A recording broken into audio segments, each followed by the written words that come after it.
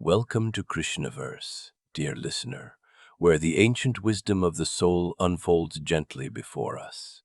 Today, we enter the story of Jaya and Vijaya, a sacred tale of destiny, devotion, and the mysterious grace hidden within even the hardest turns of fate. Settle your heart and let this timeless journey draw you closer to the path of spiritual liberation.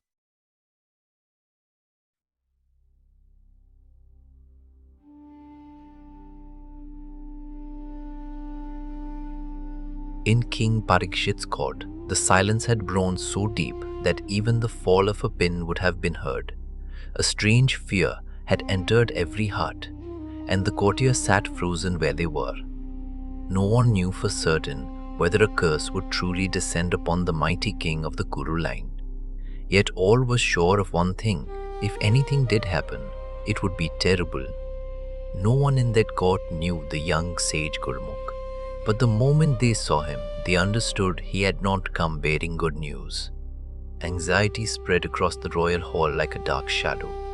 Faces tightened and eyes turned again and again toward the throne. But King Parikshit himself showed no sign of fear. Calm and steady, he sat watching the young sage's face. Gurmukh deeply respected this kind, righteous and just king. Because of that respect, the painful message on his lips became even harder to speak. King Parikshit, I'm only the messenger of Sage Shamik. I've come to you on his command. Don't hesitate so much, young sage. Speak freely and without fear. I'm waiting to hear what you've come to say. Gurmukh lowered his eyes, as though the words themselves were too heavy to lift. While Sage Shamik was deep in meditation, you placed a dead snake around his neck, Maharaj. When his son Shringi saw that, he was seized with fierce anger and cursed you. Shringi is very young. He ages quickly and he has no one in this world except his father, so this event shook him deeply. He has declared that within the next 7 days, you will die from the bite of the serpent Tashak. At once the silence of the court shattered. The hall burst into cries, protests, and frightened whispers. What is this? A curse? Such a terrible punishment for so small a sin. What a disaster. What will happen now? What will become of us? You're all worrying for nothing. What harm can come from the curse of a boy? No, nothing will happen to the king. Nothing at all will happen to him. Gurmukh straightened himself, and now his voice carried a grave firmness. Let me make this clear. Shringi may be young in years, but his penance and spiritual power are not small. His strength is greater than that of many great sages. His words will not become false. That is why I came on Sage Shamik's order to deliver this message to you, Maharaj. Cries rose from every side again, louder than before. Terrible, terrible. What calamity is this? O Lord, save us. Save the king. What are you saying, son of a sage? Without the king, we'll be helpless. Alas, alas, what dreadful words are these? Yet Parikshit remained peaceful, as though the storm in the hall could not touch him. I expected a terrible punishment like this, young sage. What I did to Sage Shamik truly cannot be forgiven. I deserve this punishment. Sage Shamik has taken no offense at your action. He sees no fault in you. He doesn't know how to be angry. Among men, he regards the king as equal to Narayan. He also knows all your virtues, Maharaj. No, young sage. After insulting Sage Shamik while he was deep in meditation, I can no longer see any good quality in myself. My sin has no end. Maharajas, Sage Shamik also said that what you did in ignorance was not truly your fault. But when Shringi cursed you, Sage Shamik wasn't there. After hearing the whole matter from Shringi's own mouth, he rebuked his son. What was meant to happen has already happened. Yes, Maharaj, that is true. A Brahmin's curse never fails, and there is no way to stop it. Even Sage Shamik himself cannot undo it. And Shringi, tell me, can he not withdraw his curse? Shringi has heard everything about you from his father. After hearing it all, he has fallen into deep sorrow and is weeping in grief. But even he cannot make his own curse fail. He does not have that power. This curse will surely come true. For your good, let me say one more thing, Maharaj. Keep no anger or wounded feeling toward the sages. I am deeply relieved to know that Sage Shamek has forgiven me, Kumar. When you return to the hermitage, offer him my full prostrations. No, don't worry. I don't feel even the slightest bitterness toward the sages. I don't have such arrogance in me. I accept their punishment as a blessing upon my head. Please take with you a small gift from me for the service of holy men. If Sage Shamik and his son accept it, I'll count myself blessed. When the young sage Golmukh took his leave, Parikshit turned and looked upon his grief-stricken courtiers. The air in the royal hall felt heavy, as though all breath had become sorrow. For a long time, I have ruled upon the throne of the Kuru line.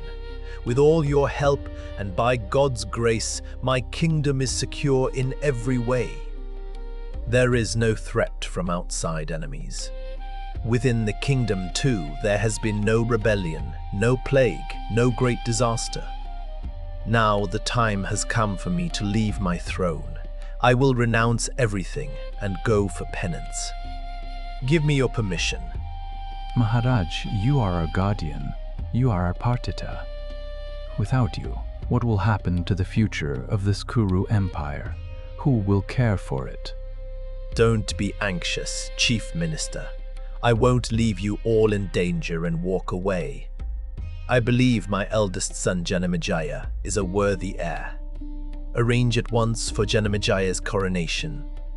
I now declare him the next king. In his heart, Parikshit felt that the curse of the young sage Shringi was in truth a blessing. Family life, kingdom, relatives, all of it was temporary, passing like mist in the morning sun.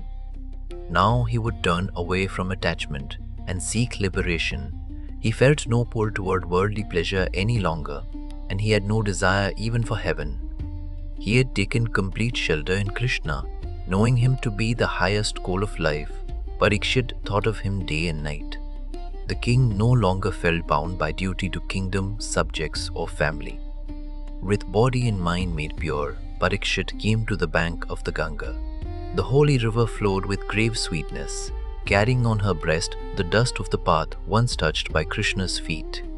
Therefore she destroys the sins of all who come to her.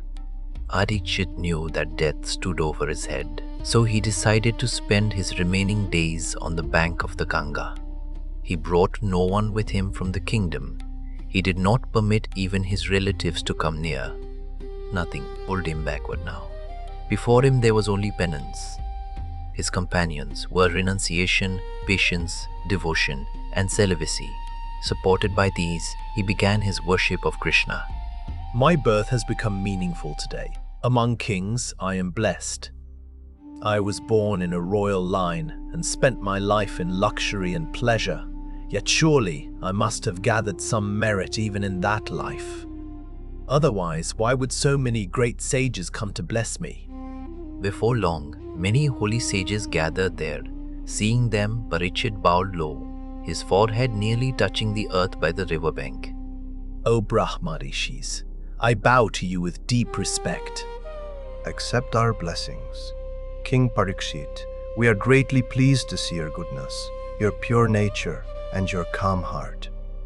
I have received punishment for my wrongdoing, but I know the curse of Sage Shringi is truly a blessing to me. My eyes have been opened. Fate has made me a beggar on the road, and yet in doing so, it has placed a great treasure in my hands. Great souls, please stay here for a few days. I will be blessed by your holy touch, and my fear of death will pass away. Royal sage Parikshit, your lineage is among the holiest in the world. You are a worthy descendant of King Pandu's line. Just as he left the royal throne and turned towards spiritual life, so have you. We can see the shadow of that great soul Pandu in you, Maharaj. I offer countless salutations to my forefathers. Great One, tell me, are they all well? Where are they now? Your forefathers are all happy in their own heavenly worlds, Maharaj.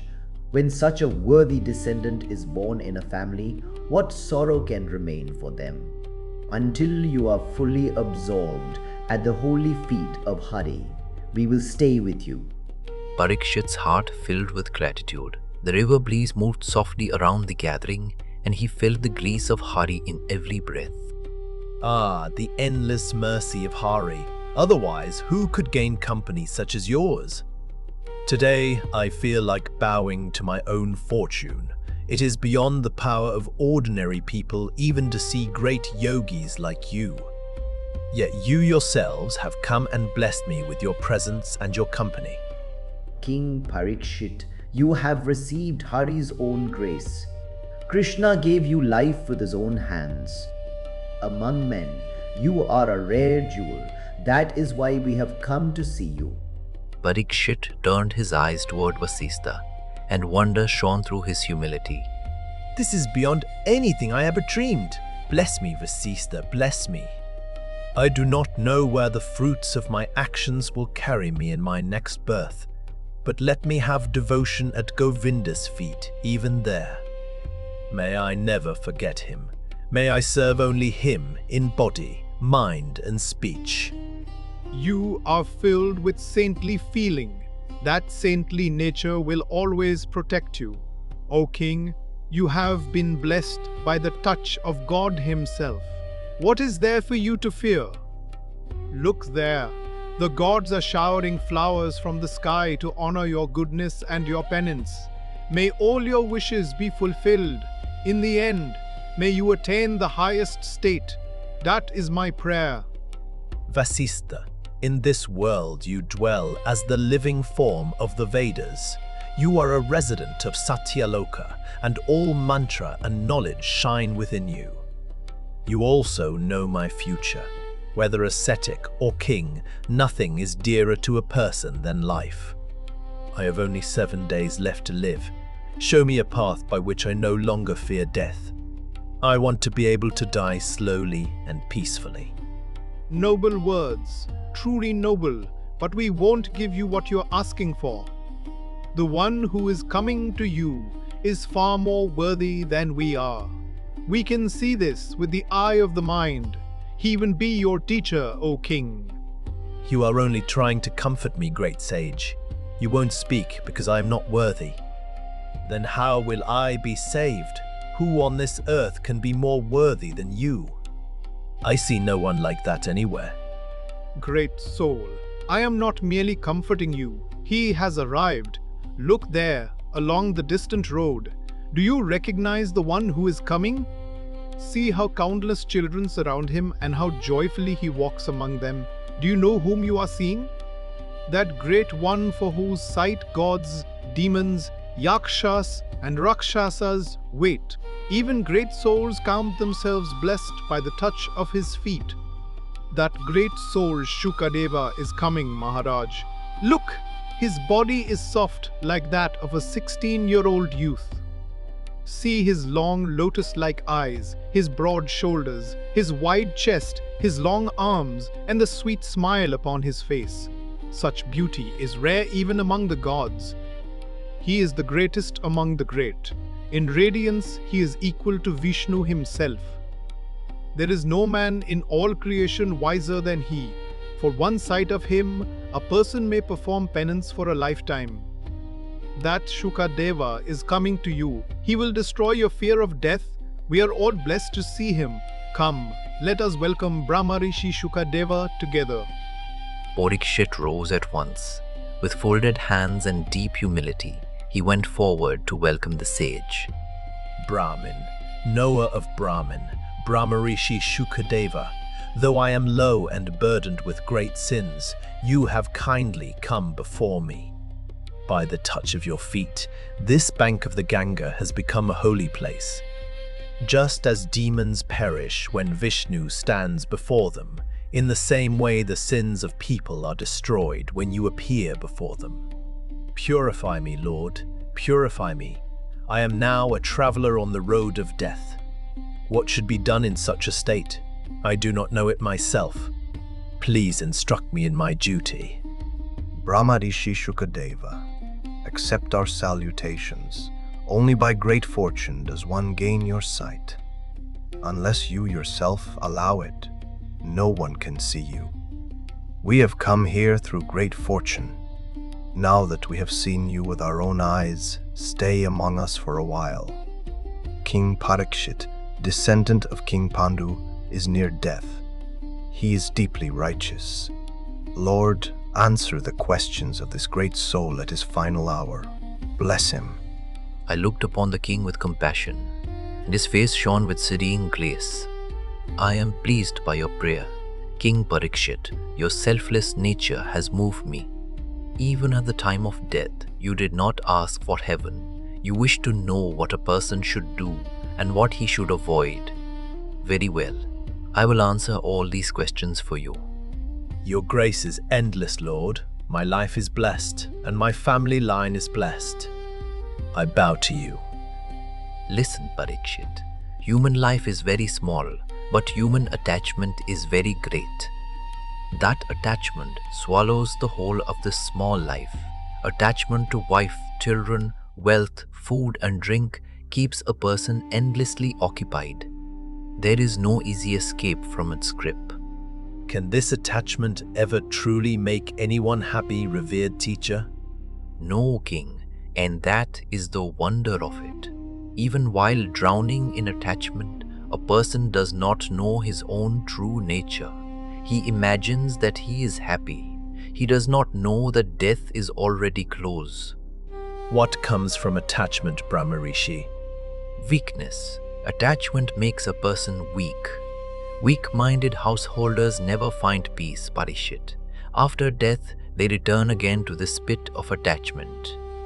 Birth after birth goes by, but still they do not become free. Lord, is there no way at all to be free from attachment? There is, but it is a very difficult path. Only those whose lives hold knowledge, devotion, dharma and surrender attain liberation after death. You asked about duty, Parikshit. The only true duty is to shape life in such a way that one remembers God at the time of death. Then can't the actions spoken of in the Vedas bring liberation, revered teacher? Vedic rituals are very difficult, Parikshit. Not everyone can walk that path. Even sages who know Brahman set aside ritual action and worship Hari. God is easily attained through devotion. The path of devotion is the path of joy. The scriptures themselves declare this. By taking God's name at the time of death, one can easily gain liberation. Parikshit thought deeply for a moment, then raised another question. If a person has spent his whole life sunk in pleasure and desire, and only then calls on God at the time of death, can he still be liberated? Have you not heard of royal sage Katfanga, Parikshit? He spent his whole life amid comfort and wealth. But when he learned that his end was near, only 2 days before death, he changed completely. He gave up all attachment and became absorbed in the worship of God. That detachment of royal sage Katfanga brought him liberation. Is it truly possible for a person to gain such astonishing detachment? Tell me by what path such detachment can be attained. It is very difficult to attain detachment, O king. For that, one must undergo long practice. One should not enjoy more than what is needed to keep the body alive. Without building that habit, a seeker cannot gain success. Everything in the world seems to pull a person toward enjoyment, Brahmarishi. Can one really be freed from that hold? Nothing in the world lasts forever, O king. Things come and go. This world itself has no lasting substance. A seeker knows this and so is never careless. If one can sleep happily on the ground, then what need is there for an expensive bed? Do you understand? Yes, revered teacher. Now I understand. And again, one ripe fruit is enough to fill a person's stomach. Then what need is there for rich and luxurious food? Before doing any action, it is necessary to know its purpose, Parikshit. How does a seeker on the path of liberation meet his needs? Tell me, Brahmarishi. A seeker knows the purpose of life. He also knows how that purpose is fulfilled. So he does not indulge much in satisfying daily needs. There is river water to quench thirst, caves to dwell in, and Hari himself to protect with love. Then why should one go and flatter the rich for no reason? A seeker understands this. Without meditation on God, liberation is impossible. But the mind is restless, Lord. How shall I make it steady? To steady the restless mind is indeed very difficult. It cannot be done in a single day. But I will tell you one method. Listen carefully. From the holy feet of Krishna upward to his face, imagine one limb at a time. Then try to behold that image with the eye of the mind. In this way, the seeker's mind becomes steady upon each limb of his form. The more the mind becomes steady on a limb, the more brightly that limb shines within the heart. This is how one should meditate on Hari, Parikshit. But I have never seen Krishna with my own eyes. How am I to imagine his beautiful form? What is he like? Please tell me, revered teacher. The form of Krishna is very sweet.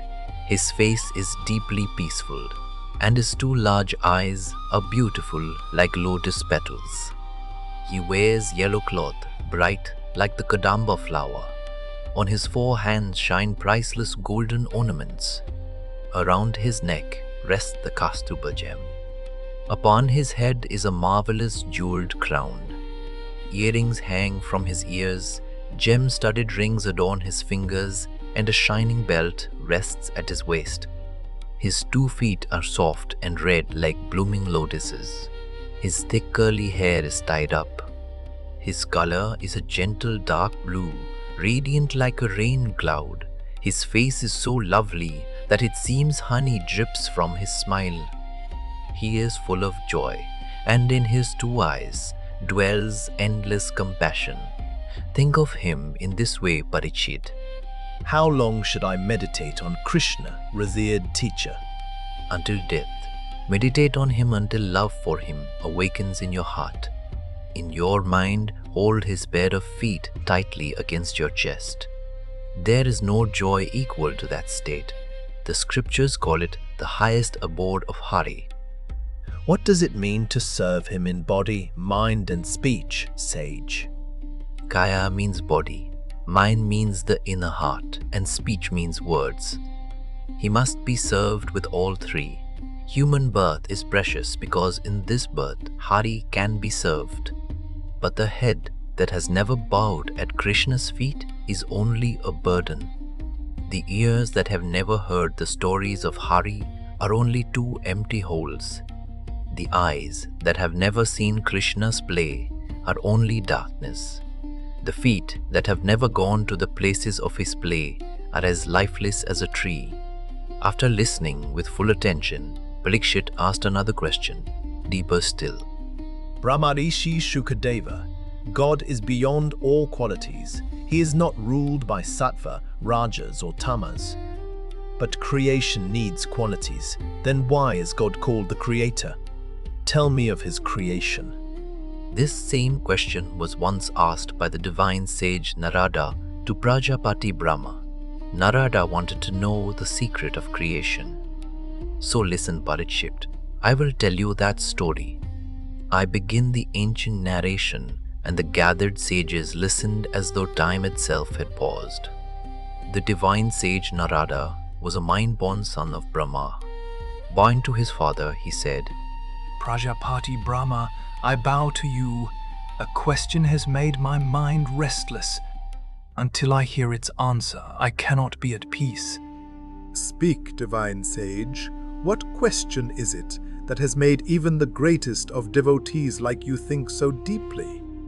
Please do not take offense, Lord. The whole universe knows you as the creator.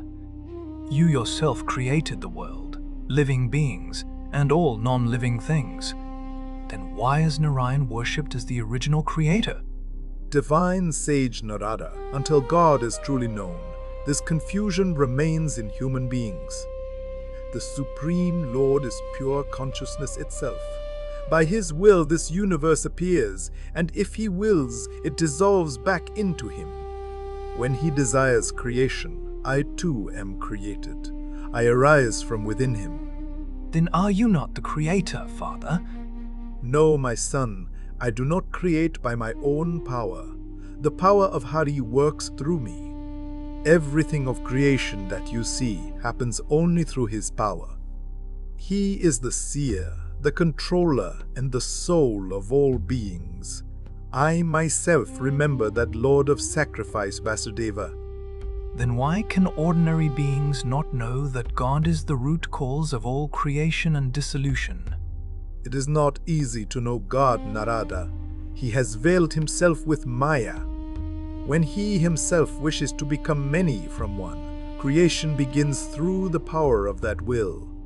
How does creation happen, Lord?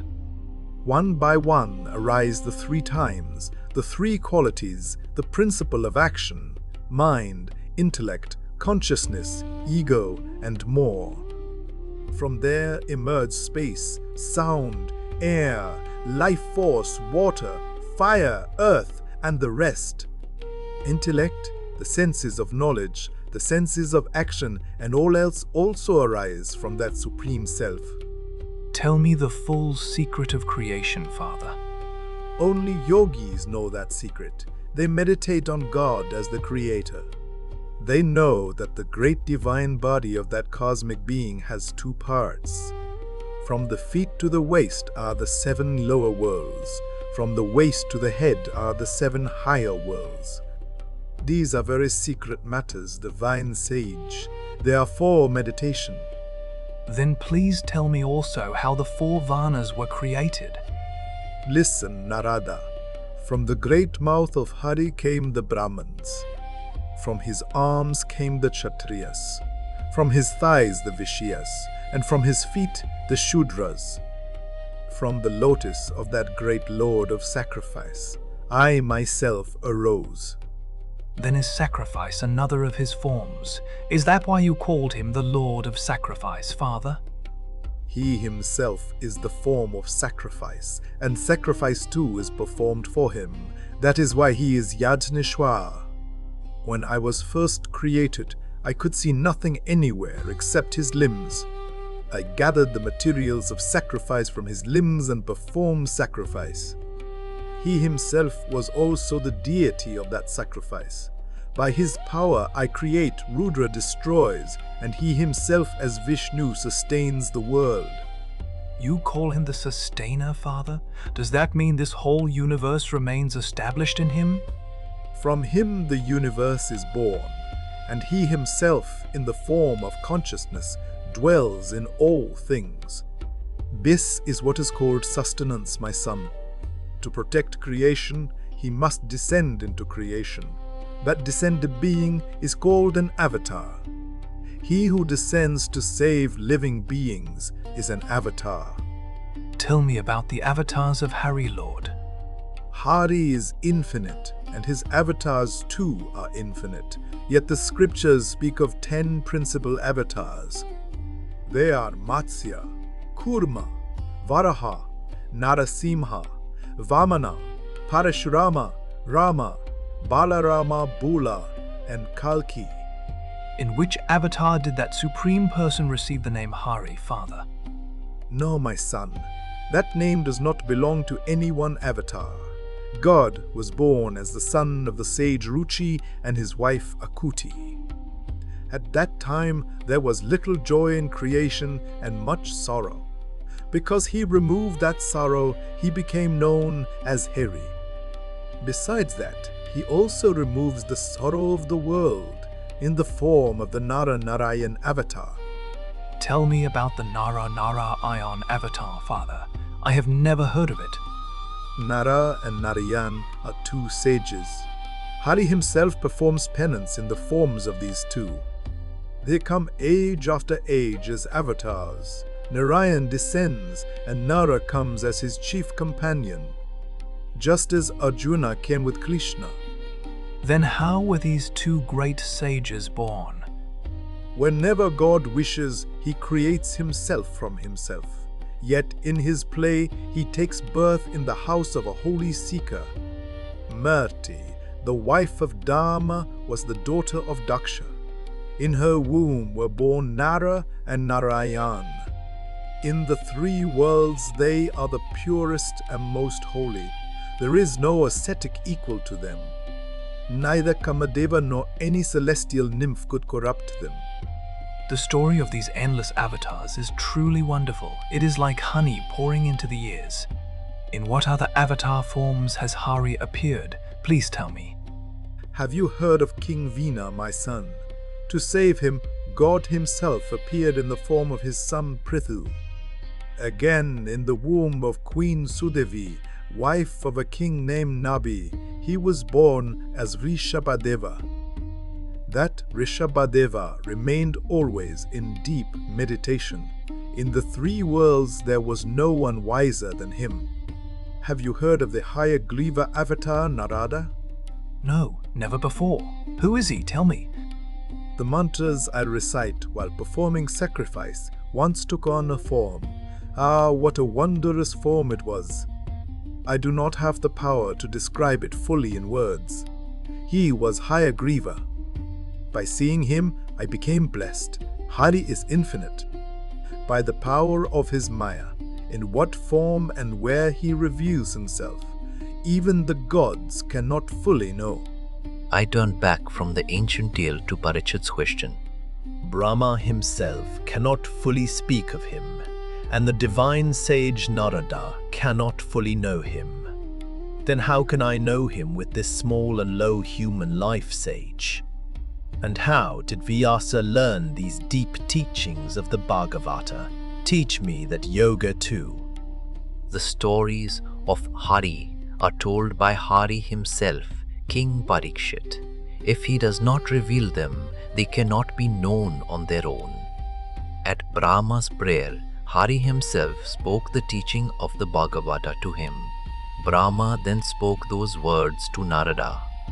When my father was absorbed in meditation on Brahman on the bank of the Saraswati, the divine sage Narada gave him that great knowledge. 9th thing, my father taught me the truth of Narayan. Tell me, revered teacher, how the Lord came to be called Narayan. When the formless Supreme Lord took form, he searched for the purest place to dwell, but no such place was found anywhere.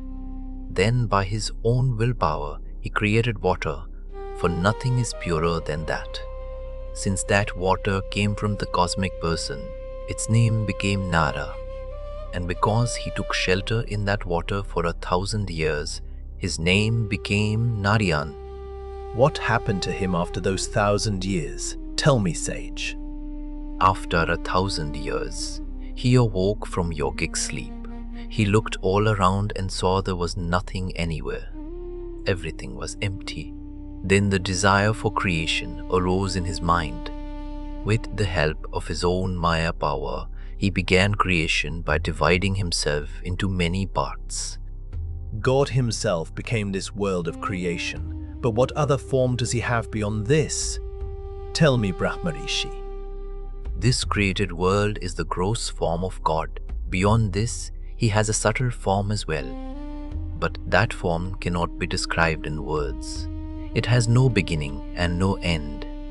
Know this one truth, O King, as all the forms and names of the world, God alone exists and none else. All the actions of the world are also He, and beyond all name and form He still remains. He cannot be bound within any limit. Brahmarishi, I have another question. God is the very image of forgiveness. When one remembers him, he forgives sins and gives fearlessness to life. Then how does that merciful God, when he descends as an avatar, kill living beings? He is not cruel. Who is there in this world apart from God Parikshit? He himself has taken all forms. If you understand that, then no one is truly separate from him. He himself protects himself, and he himself kills himself.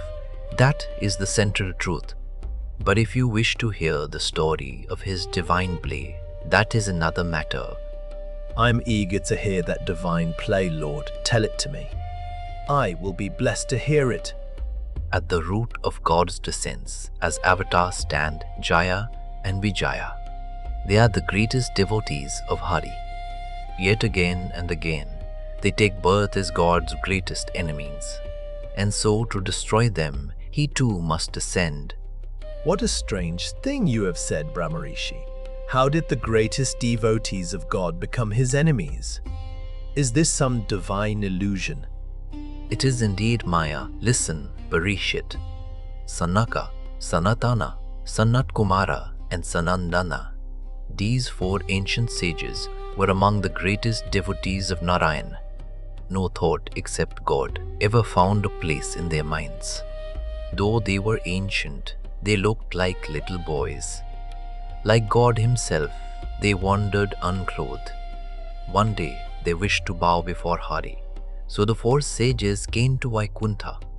But Narayan's two gatekeepers, Jaya and Vijaya, did not recognize them. Narayan was then resting in yogic absorption, blocking the young sages' path with the staffs in their hands. Jaya and Vijaya said, "Boys, who are you? What do you want?" "We wish to see the Lord. We want to offer our salutations at his holy feet." "These four boys will not go into Vaikuntha. You cannot enter. Go back. Each of you return to your own home." At those arrogant words, the childlike sages blazed with anger. Their small forms seemed to shine like fire. "How dare you? You stand in our way?" "Listen, gatekeepers, the arrogance with which you have stopped us will bring about your destruction. You will be driven out of Vaikuntha. By our curse, you will take birth through death. You have no right to remain in this Vaikuntha." At once, Jaya and Vijaya understood their terrible mistake. The pride vanished from them like dust in a storm. Forgive us, we did not recognize you. You must surely be great sages. Seeing your childlike forms, we were confused. Forgive us, Lord. Leaving the Lord, leaving Vaikuntha, where shall we go? Where shall we go? Our curse will not become false. You must indeed go through death. You must receive punishment for insulting sages. At that very moment, Narayan himself appeared. His presence stilled the air, and all hearts trembled before him. What you say is true, sages. I too believe that wrongdoing toward a Brahmin deserves punishment. If my gatekeepers have insulted you, then I have insulted you. This act is deeply shameful. I myself ask your forgiveness. Jaya and Vijaya burst into bitter weeping. Lord, how will we live separated from you? How will we live? What will become of us without seeing you? What will happen to us, Lord? The four sages trembled with shame. Creator, Narayan, Supreme Soul, you yourself have come before us. You yourself are asking forgiveness from us. We will fall low because of this, Lord. Without knowing, we cursed Jaya and Vijaya. Forgive us, Lord. Forgive us. I cannot allow a Brahmin's curse to fail holy ones. Neither you nor they have committed any fault. Know that this event has arisen by my own will. Jaya and Vijaya must indeed go to the mortal world. They will take birth on earth as my enemies. This birth is unavoidable, and even I will not stop it.